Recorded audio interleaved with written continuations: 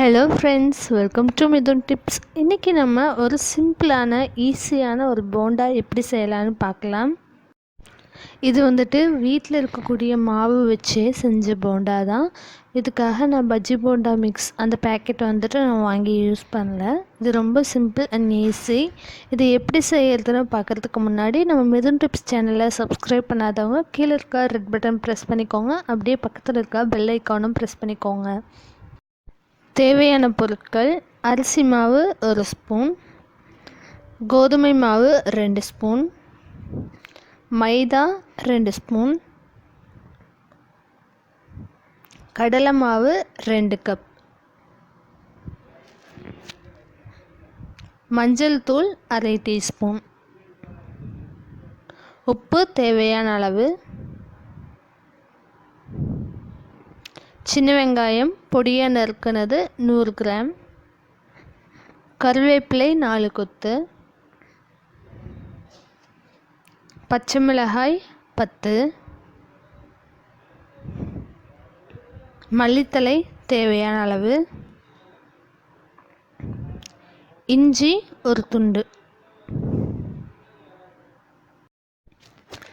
இப்போது தேவையான பொருட்கள் எல்லாத்தையும் ஒரு பெரிய பவுலில் போட்டுக்கலாம்.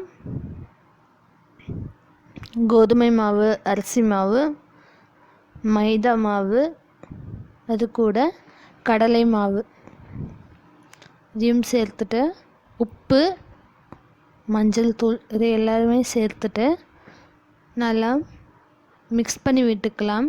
வெங்காயம் இதெல்லாம் போடுறதுக்கு முன்னாடியே நம்ம ஒரு தடவை நல்லா கலந்து விட்டுக்கலாம். மாவு மட்டும்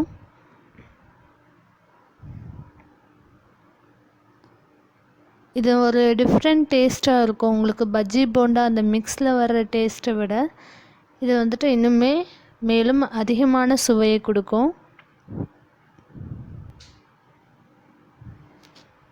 இது மாதிரி நல்லா கலந்து விட்டுட்டு இப்போ நம்ம கட் பண்ணி வச்சுருக்க சின்ன வெங்காயம், பச்சை மிளகாய் அதெல்லாம் சேர்த்துக்கலாம்.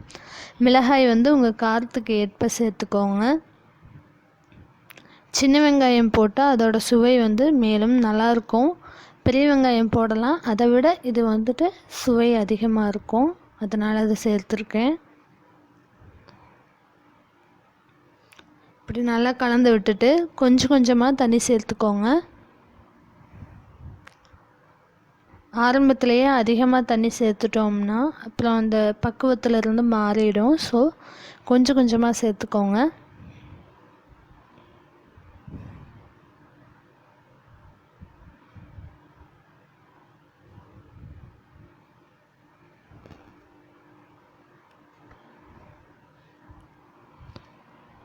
இந்த மாதிரி இந்த கன்சிஸ்டன்சிக்கு வர்ற மாதிரி மாவு நல்லா தண்ணி விட்டு கலந்து எடுத்துக்கோங்க. எண்ணெய் நல்லா காஞ்சிருச்சு. இப்போ நம்ம மிக்ஸ் பண்ணி வச்சுருக்க மாவு இதில் போட்டுடலாம்.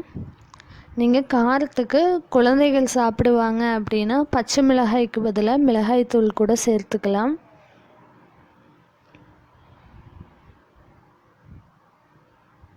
இப்போது ஆல்மோஸ்ட் குக் ஆயிடுச்சு.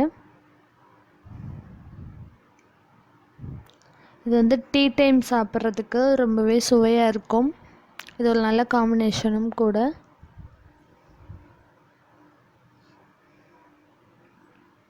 ஸோ இந்த மாதிரி நல்லா வெந்ததும் எடுத்து வச்சுக்கலாம். கண்டிப்பாக உங்கள் வீட்டில் நீங்கள் ட்ரை பண்ணி பாருங்கள். உங்களோட கருத்துக்களை கமெண்ட் பண்ணுங்கள். உங்களுக்கு இந்த ரெசிபி பிடிச்சிருந்தா லைக் பண்ணுங்கள், ஷேர் பண்ணுங்கள். ஸோ மீண்டும் ஒரு நல்ல வீடியோவில் சந்திப்போம். தேங்க்யூ.